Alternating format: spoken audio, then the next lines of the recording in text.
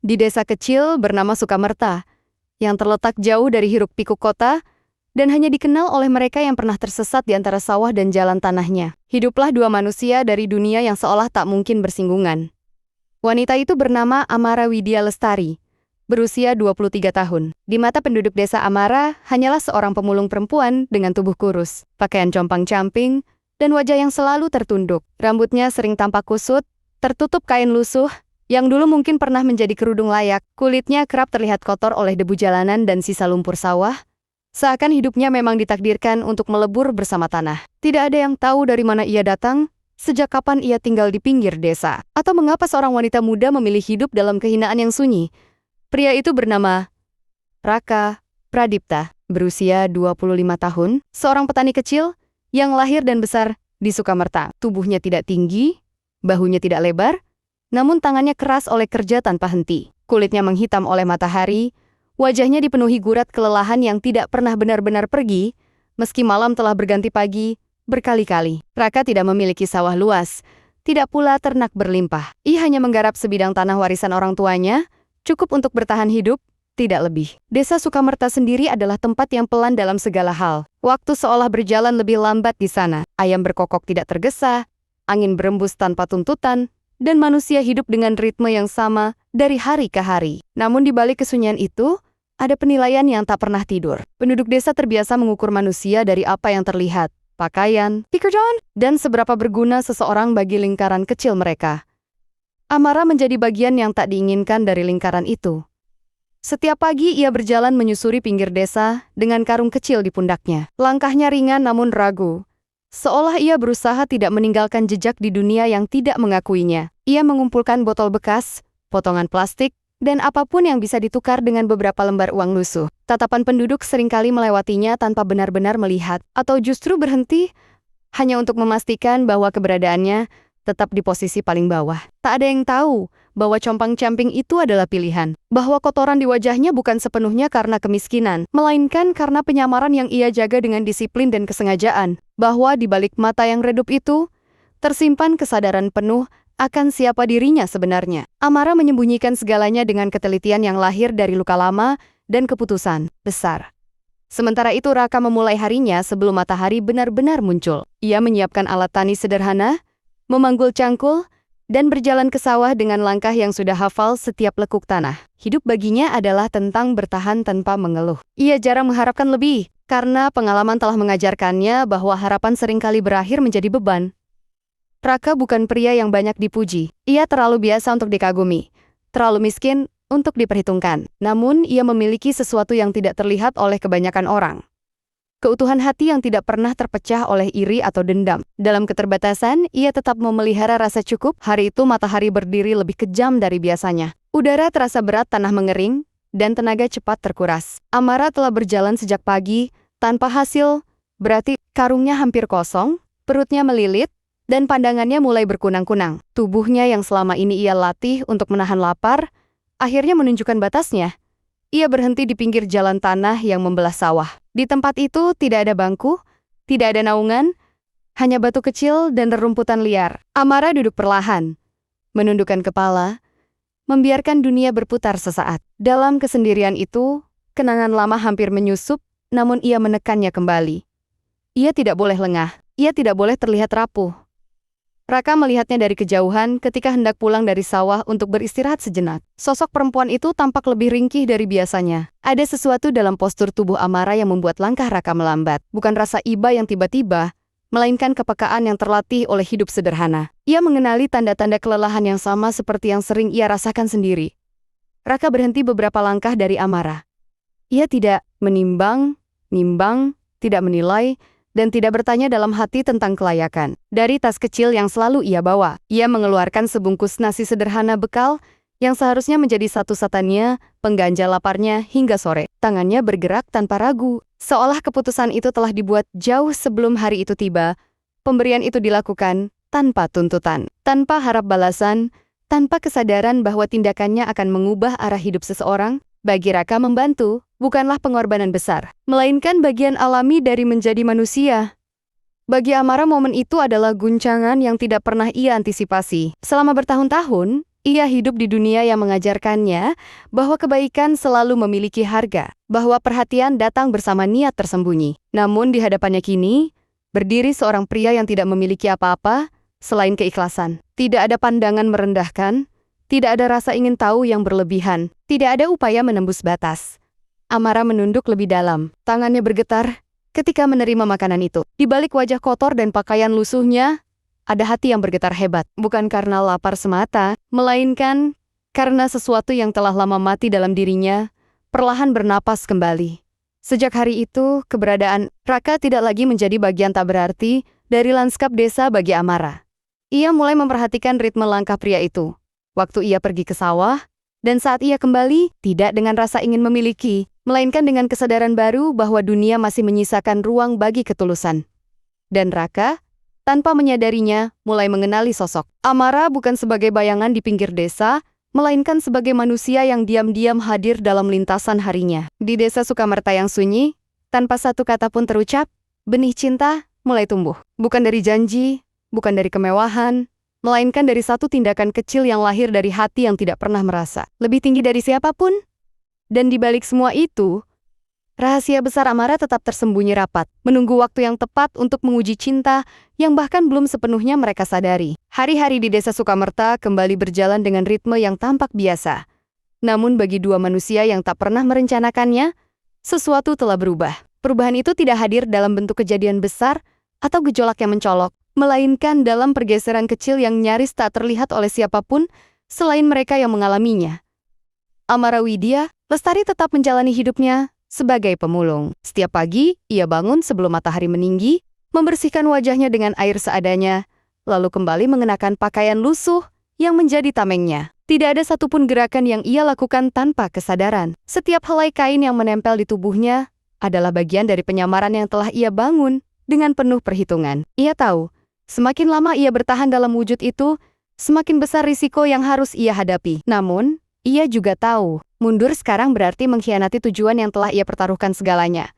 Meski begitu, sesuatu dalam dirinya mulai retak. Sejak pertemuan dengan Raka Pradipta, langkah Amara tak lagi sepenuhnya ringan. Ia masih menyusuri pinggir desa, masih mengumpulkan barang bekas, masih menerima pandangan dingin dari penduduk, namun kini ada detik-detik tertentu di mana pikirannya melayang pada sosok pria petani itu. Bukan pada wajahnya semata, melainkan pada ketenangan yang terpancar dari sikapnya, ketenangan yang tidak dimiliki oleh orang-orang yang selama ini ia kenal di dunia lamanya.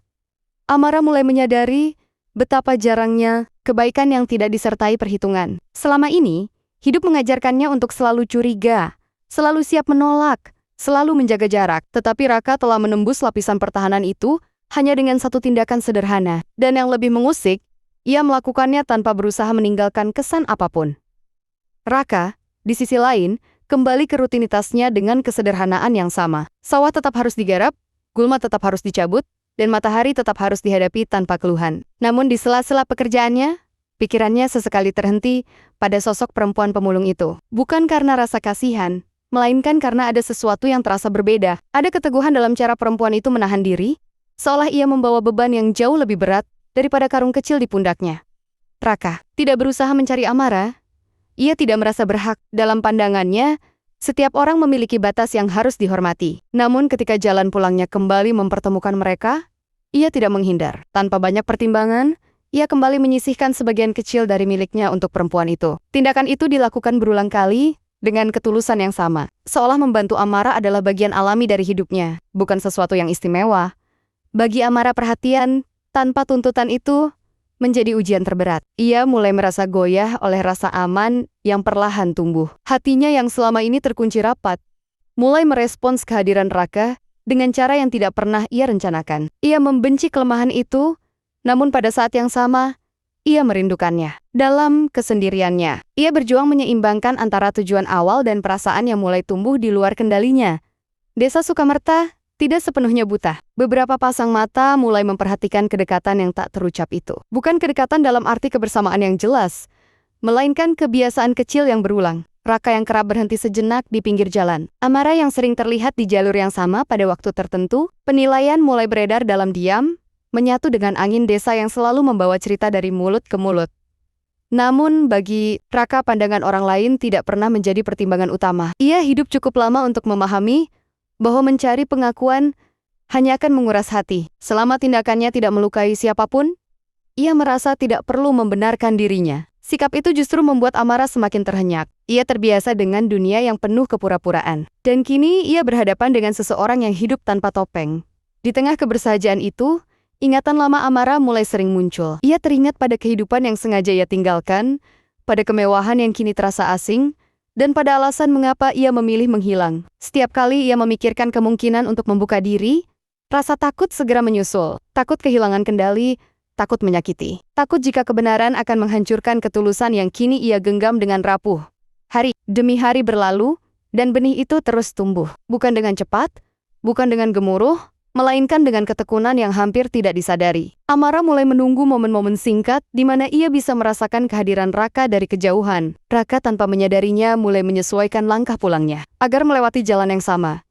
Tidak ada janji yang dibuat, tidak ada pernyataan yang diucapkan, namun keduanya perlahan belajar mengenali satu sama lain melalui kehadiran yang konsisten. Dalam dunia yang sering menuntut bukti dan kata-kata, mereka justru menemukan kenyamanan dalam diam di balik semua itu. Waktu terus bergerak, membawa serta konsekuensi yang tak bisa dihindari. Rahasia Amara sebesar apapun ia berusaha menyimpannya, mulai mendekati titik di mana ia tak lagi bisa disembunyikan. Dan ketika saat itu tiba benih cinta yang tumbuh dalam diam, akan diuji oleh kenyataan yang jauh. Lebih keras daripada kesunyian desa, musim mulai bergeser di desa Sukamerta. Langit yang sebelumnya cerah, kini lebih sering tertutup awan tipis, dan angin membawa aroma tanah basah yang menandai datangnya hujan. Perubahan alam itu berjalan beriringan dengan perubahan yang jauh lebih sunyi. Namun, lebih mengguncang, di dalam kehidupan Amara Widya Lestari dan Raka Pradipta, bagi Amara hari-hari tak lagi sekadar tentang bertahan hidup. Setiap langkahnya kini disertai kewaspadaan yang berlapis, bukan hanya terhadap pandangan penduduk desa,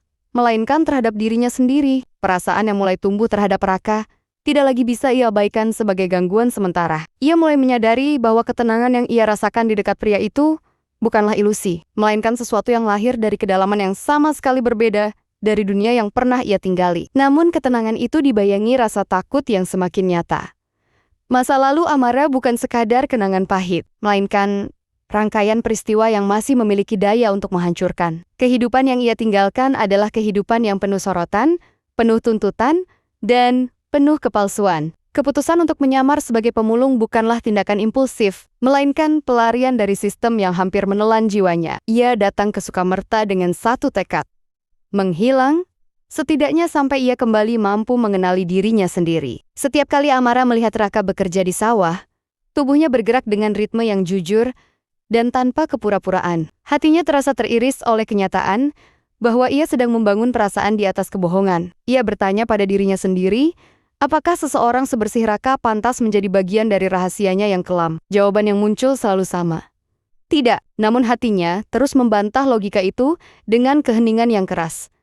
Raka di sisi lain mulai merasakan tekanan yang tidak ia pahami sepenuhnya. Beberapa penduduk desa mulai memperlakukannya dengan cara berbeda. Ada tatapan yang terlalu lama, ada senyum yang menyimpan penilaian, ada bisikan yang berhenti saat ia mendekat. Raka tidak asing dengan penilaian sosial. Namun kali ini ia menyadari bahwa dirinya telah menjadi pusat dari sesuatu yang lebih besar dari kebiasaan desa. Hubungannya yang tak terdefinisi dengan Amara menjadi bahan tafsir yang tidak ia kendalikan. Bagi sebagian orang, kehadiran pemulung perempuan di dekat Raka dianggap sebagai beban. Bagi yang lain, ia dipandang sebagai ancaman terhadap tatanan sosial yang sudah mapan. Raka merasakan perubahan itu, namun memilih untuk tidak bereaksi. Ia percaya bahwa hidup yang ia jalani cukup bersih untuk tidak perlu dibela dengan kata.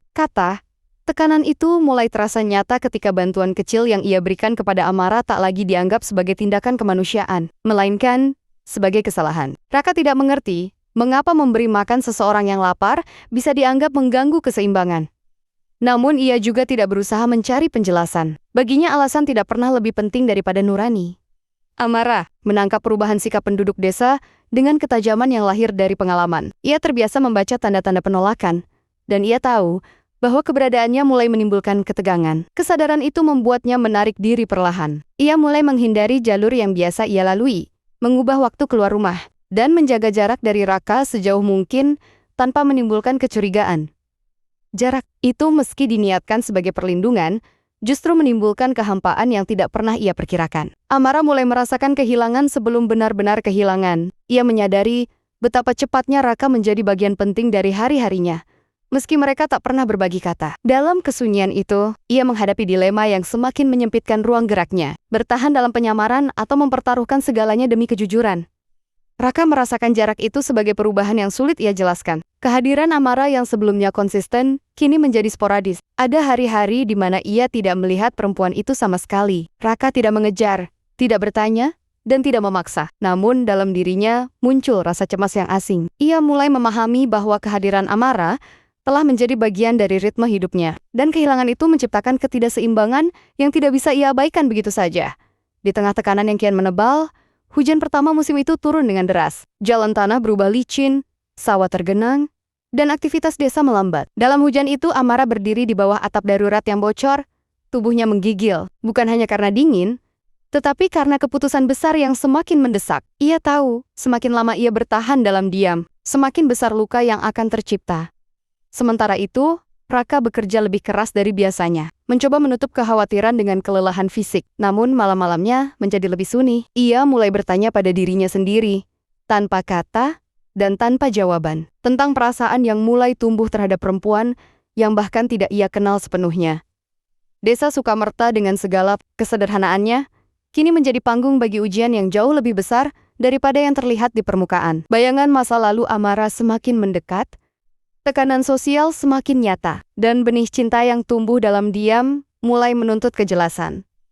Dan di balik hujan yang tak kunjung reda, takdir perlahan bersiap mempertemukan kejujuran dengan konsekuensinya. Hujan yang turun berhari-hari mengubah desa Sukamerta menjadi hamparan lumpur dan genangan. Sawah-sawah meluap, jalan tanah kehilangan bentuk, dan kehidupan desa bergerak semakin lambat. Di tengah keterlambatan itu, perasaan yang selama ini tertahan justru bergerak lebih cepat, mendesak tanpa memberi ruang untuk menghindar.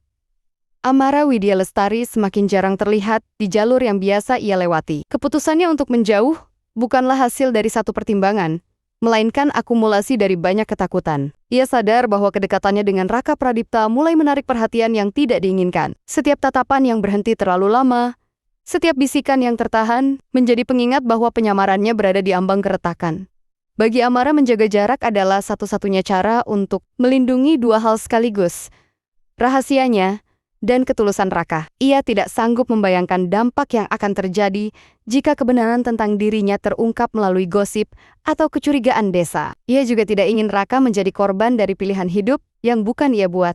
Namun menjauh bukan berarti tidak merasakan apa-apa. Justru dalam jarak itulah Amara menyadari betapa dalam keterikatannya. Ia merindukan kehadiran Raka dengan cara yang tidak pernah ia alami sebelumnya. Kerinduan yang tidak menuntut kepemilikan, hanya menginginkan keberadaan. Dalam kesunyian gubuk kecil tempat ia berlindung, Amara sering terjaga, menimbang ulang keputusan yang ia buat, mempertanyakan apakah pelarian ini masih layak dipertahankan.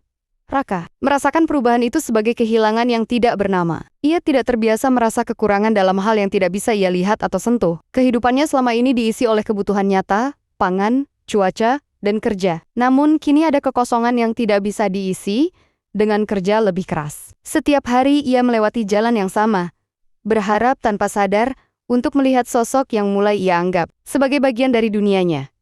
Tekanan sosial yang sebelumnya samar kini semakin jelas. Beberapa penduduk mulai memperlakukan Raka dengan jarak yang dingin. Kebaikannya kepada Amara dipelintir menjadi sesuatu yang patut dicurigai. Raka menyadari perubahan itu, tetapi memilih untuk tetap diam. Baginya melawan penilaian hanya akan memperbesar luka. Ia percaya bahwa waktu akan mengembalikan segala sesuatu pada tempatnya, meski ia sendiri mulai meragukan keyakinan itu. Di tengah ketegangan yang kian menebal, sebuah peristiwa kecil terjadi, namun dampaknya besar. Pada suatu sore, hujan turun lebih deras dari biasanya. Air mengalir deras dari perbukitan, menyeret tanah dan ranting ke jalan desa. Amara yang memaksakan diri keluar demi mencari sedikit penghasilan, terperosok di jalan licin. Tubuhnya yang lemah tidak mampu menahan jatuh, dan karung kecilnya terlepas. Isinya berserakan di genangan lumpur. Peristiwa itu menarik perhatian beberapa penduduk. Tatapan yang sebelumnya hanya mengamati, kini berubah menjadi penilaian terbuka. Amara merasakan rasa malu yang menyesakkan, bukan karena jatuh, melainkan karena ia kembali menjadi tontonan. Dalam kepanikan itu, sebagian dari dirinya ingin bangkit dan menghilang, namun tubuhnya menolak. Raka muncul di antara kerumunan yang mulai terbentuk. Tanpa ragu, Ia mendekat dan membantu Amara bangkit. Tangannya yang kasar dan hangat menjadi satu-satunya pegangan yang terasa nyata di tengah kekacauan. Tindakan itu meski dilakukan dengan niat murni, menjadi titik balik yang tidak bisa ditarik kembali. Perhatian desa kini terfokus sepenuhnya pada mereka. Amara menyadari bahwa penyamarannya tidak lagi Siman sebelumnya. Tubuhnya yang terawat di balik pakaian lusuh, gerakannya yang terlalu terkontrol, dan cara Raka memperlakukannya dengan hormat, mulai memunculkan pertanyaan. Ia melihat kecurigaan itu tumbuh di mata orang-orang. Dan ketakutan yang selama ini ia tekan, akhirnya menampakkan diri sepenuhnya. Bagi Raka, peristiwa itu mengukuhkan. Satu hal yang selama ini hanya ia rasakan tanpa nama, ia tidak sanggup membiarkan Amara menghadapi dunia sendirian. Kesadaran itu datang tanpa romantisasi, tanpa harapan berlebihan, hanya sebagai dorongan alami untuk melindungi. Namun dorongan itu juga menyeretnya lebih dalam ke pusaran penilaian sosial yang kian keras. Setelah kejadian itu, jarak yang coba dibangun Amara runtuh dengan sendirinya. Bukan karena ia menginginkannya, melainkan karena keadaan memaksanya. Retakan dalam penyamaran kini terlihat jelas, dan waktu yang ia miliki untuk menyembunyikan kebenaran semakin menipis. Desa Sukamerta yang selama ini menjadi tempat persembunyian, perlahan berubah menjadi ruang penghakiman. Dan di tengah tekanan itu, cinta yang tumbuh dalam diam, dihadapkan pada kenyataan bahwa kejujuran tidak lagi bisa ditunda.